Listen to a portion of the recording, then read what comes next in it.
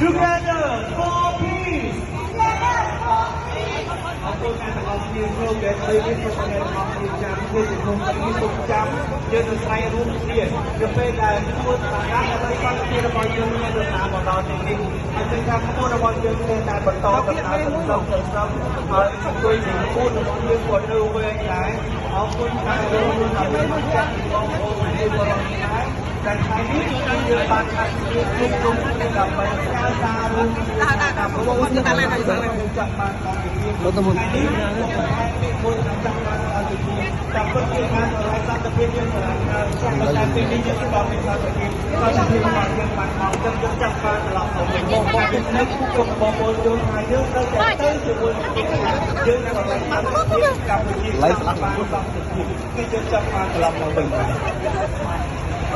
បងប្អូនទាំងអស់គ្នាយើងនៅតែទទួលសុំដដែលចាបងប្អូនទាំងអស់គ្នាត្រូវតែមានជំនឿជឿជាក់លើខ្លួនឯងបើទោះបីជាអ្នកទាំងអស់គ្នាឡើងជន់លើស្មៅក៏បានអាជីវករធម្មតាមិនមែនជាអ្នកដែលមានឥទ្ធិពលសម្លេងដើម្បីរំលឹកទូទាំងប្រទេសកាលណាក្តីប៉ុន្តែ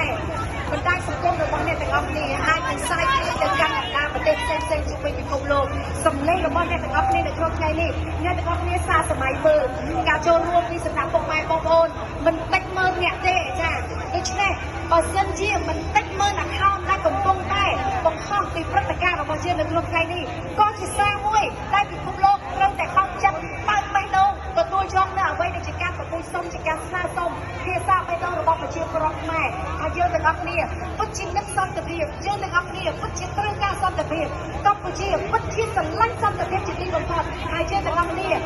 សូមប្រកែកថាយើងមិនបានស្រឡាញ់សង្គ្រាមយើងមិនត្រូវការសង្គ្រាមមកកាន់ប្រទេសកម្ពុជារបស់យើងទេដោយសារតែប្រទេសកម្ពុជាប្រជាជនកម្ពុជាគឺឆ្អែតឆ្អល់ហើយហេតុខ្វល់គ្រប់ដល់ហើយជាមួយនឹងការវិនិច្ឆ័យកម្មជាមួយនឹងសង្គ្រាមដូច្នេះពាក្យសង្គ្រាមយើងមិនចង់ឲ្យគេនៅក្នុងឆាកជីវិតរបស់បងប្អូនប្រជាពលរដ្ឋខ្មែរជាងទៅទៀតកូនខ្មែរចំនួនក្រោយតូចមិនគួរបានស្គាល់ពាក្យថាសង្គ្រាមនោះឡើយចាដូច្នេះនៅក្នុងថ្ងៃនេះសង្ឃឹមថាជួហយាត្រានិងព្រឹត្តិការណ៍របស់យើង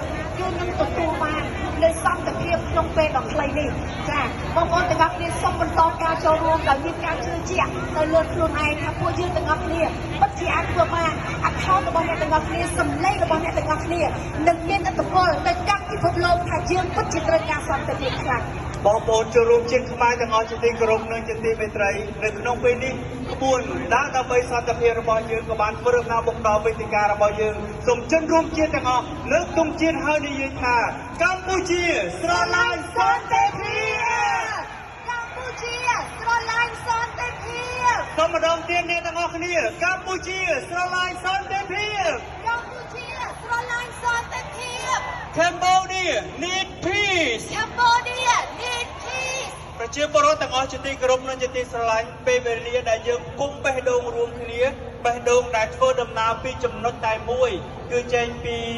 ផ្សាររាត្រីនៃសាចាស់របស់យើងធ្វើដំណើរព្រមតាមមាត់ទន្លេឆ្ពោះមកដល់វិមានឯករាជ្យរបស់យើង